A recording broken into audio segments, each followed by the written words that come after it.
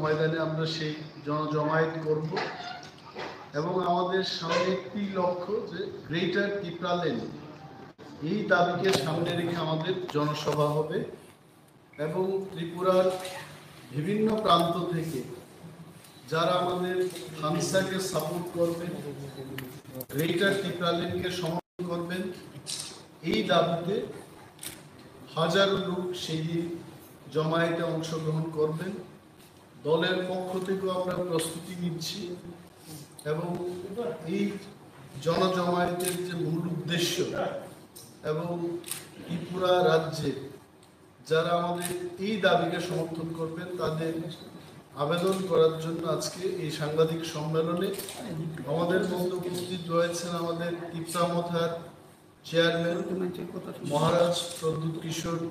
মানিক্য মহোদয়, উপস্থিত আছেন আমাদের ত্রিপুরা মথার প্রেসিডেন্ট বিজয় কুমার রাঙ্খল মহোদয় এবং আমাদের বর্ষিয়ান লিডার এমডিসি অনন্ত বাবু, প্রাক্তন বিধায়ক রাজেশ্বর দেববর্মা, মহিলা মথার আমাদের যে উইমেন্স উইং ওনাদের যে নেতৃত্বরা এখানে আছেন, সিন্ধু কন্যা জমাতিয়া, স্বপ্না দেববর্মা প্রমুখ। এবং এই বিষয়টাকে নিয়ে আমাদের পার্টির যিনি চেয়ারম্যান আপনাদের সামনে এখন বক্তব্য রাখেন।